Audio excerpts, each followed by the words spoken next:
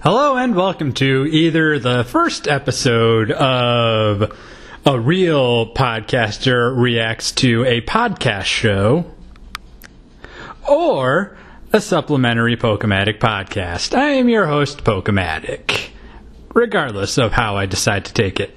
So, Alex Inc. on ABC. I was interested by this. I saw some commercials and promotions for it. Didn't really know what it was about, but, it's JD from Scrubs. Back again. So, I enjoyed Scrubs. I like this guy, so let's see what this is about. This is a TV show about a guy who is fed up with being in the corporate job and working the corporate life and working for the man. So he decides to start up his own podcast. Well now, this is something that I can relate to. Granted, I love my day job and I'm not fed up with it and I'm not planning on quitting anytime soon in order to pursue this full time, but I've been making videos online for 9 years. I'm very, very familiar with how to run a podcast, and I've watched many other people run even more successful podcasts than mine. Guys that are able to actually do this full time. So I kind of know how to make internet content and podcasts and whatnot. And for the most part, the show is pretty interesting. It's about a guy who wants to start up his own business. It's the struggle of the American dream, trying to pursue the pursuit of happiness and whatnot. But whoever wrote this or directed it or whatnot knows absolutely nothing about podcasts and how to run a successful podcast and how to start up a podcast and what it takes to actually make a podcast. Why? Because it's old media trying to talk about new media. It's the, hey there, how do you do, fellow youths, sort of a thing. So, what am I talking about? Well, okay, Alex, he's working a job where they want him to do things that he doesn't want to do. He just doesn't agree with the boss. He doesn't agree with the job that they're having him do. So he's going to quit and start his own podcast. He's going to break it out into the world. And okay, and what does he do? Well, he gets his producer from his old job and his second cousin or first cousin or whoever who's going to help market it.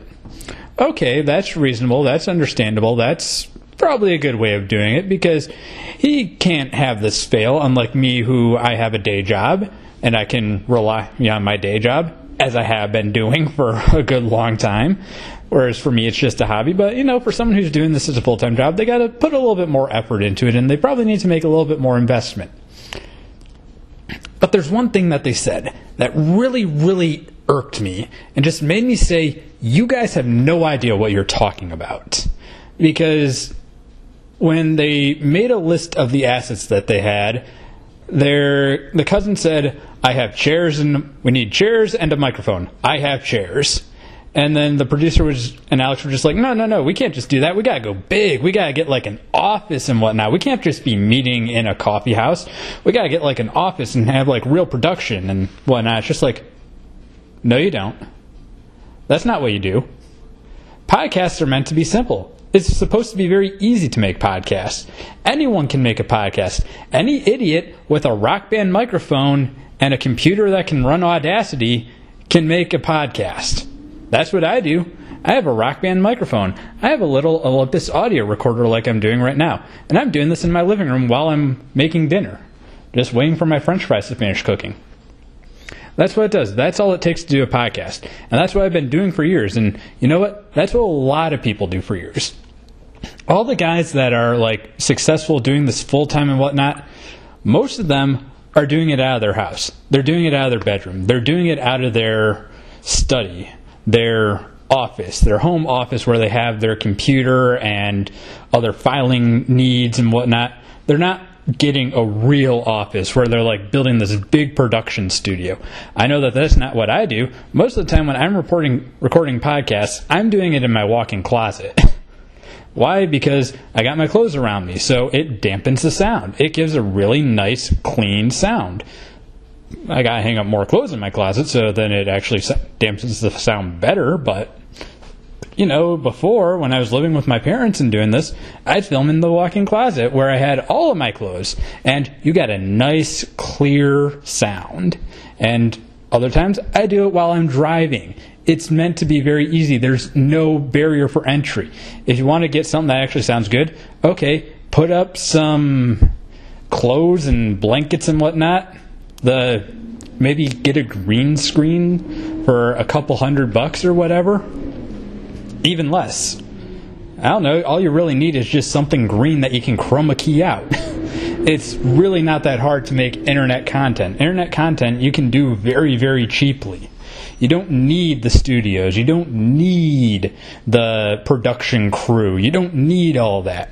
Steven Crowder of Louder with Crowder, the guy's really, really successful. He runs his own business where he was able to actually employ people and eventually get to a point, there goes my fries, see right there. But he was working a real job, and he was just doing this out of his pocket, just slowly keeping the costs down as much as possible in order to the point where he was able to finally get a real studio where they have like real production and real crew, where he hires and employs, I think he says 17 people. But for a while, it was just him and his producer, Jared. And what were they doing? They would set up this quick little set every night or half night or week or whatever in their living room. They'd do it in Steven Crowder's den at his house. And that was it. Yeah, he made it look kind of professional by like clearing the backgrounds and whatnot and didn't have things in the background. I know I try to do that every now and then. Thing those that I kind of have wall-to-wall stuff, but even then I try and make it look like it's a set. Even people that like do review shows and whatnot, they do it in their room, and they do it in their room because in the room they have all the stuff to make it look like this is the stuff that they're interested in. They have the backdrop of their bookcases and their posters and their video game collections and all that, and they don't have the big professional sets. And that's the thing, if you start trying to go big professional, and you're doing it before you actually get to the point where it's like, okay, yeah, we're going to start doing a big professional set, then you start screwing things up. And you start bleeding money, and then you go under. Because making stuff for online, it's not cheap. Or it should be cheap. But it doesn't produce a whole lot of money. You got some guys that are real popular on YouTube that are able to do this full time, but if they were to like try to get a studio, or they were trying to hire a full crew to make sure that every little thing was done and managed, they'd go belly up tomorrow because there's just not enough money to do it. You get to the point where, okay, you need to hire someone to do this. You need someone else to handle all the day-to-day activities. You get to the point where you need to hire an assistant, where things are just growing so large that you just can't keep up anymore. But for the most part, you need to do it immediately, right from the start.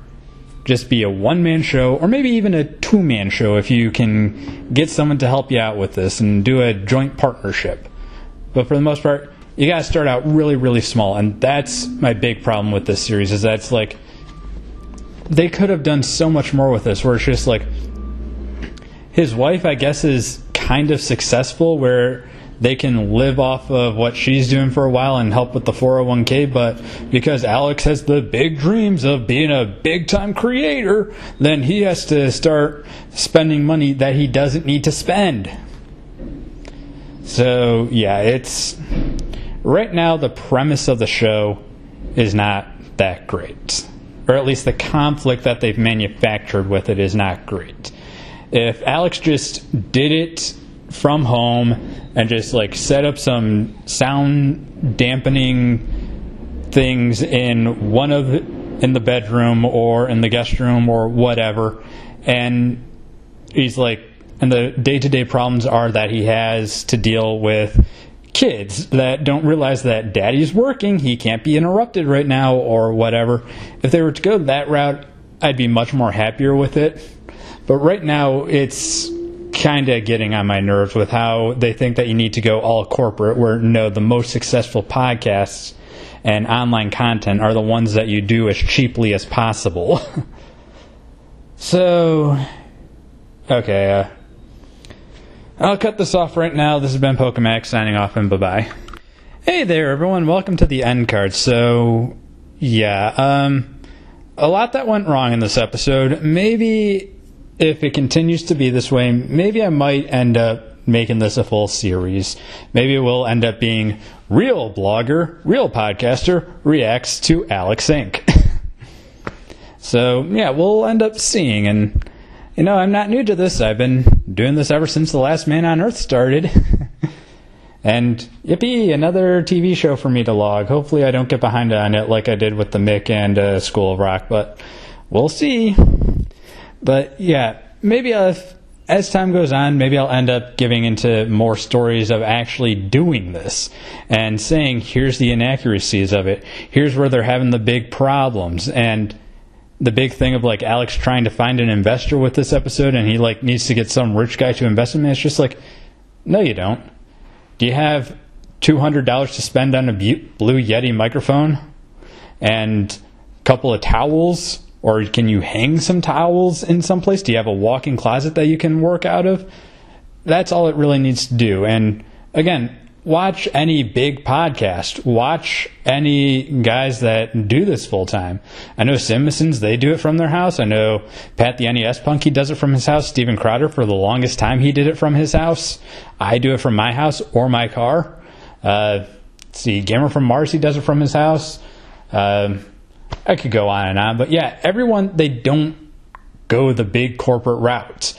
You watch the behind the scenes of Game Chasers, and they have like green screen, and they make it look real professional, but when you actually watch the behind the scenes, it's just like, no, they set up some green blankets, and they put up some Barbie beach towels in order to dampen the sound of their game room, and that's what they do.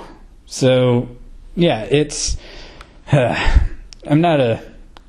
We'll see if this ends up being one of those series where I just can't stop watching it because they get so much wrong. But yeah, end card things, who knows, I might end up doing this, but check out the other reviews logs that I do, like the Last Man on Earth logs, or the Mick logs, or the School of Rock logs. Check those out so you can see what other kind of stuff I do, and maybe you might want to subscribe if you're on whatever platforms. I'm always going to be free because I have a Patreon for that sort of thing, which is something that I might get into later on as time goes on and see where they get things wrong. You know, for just $1 a month, you can get your name up in the little Patreon credit section.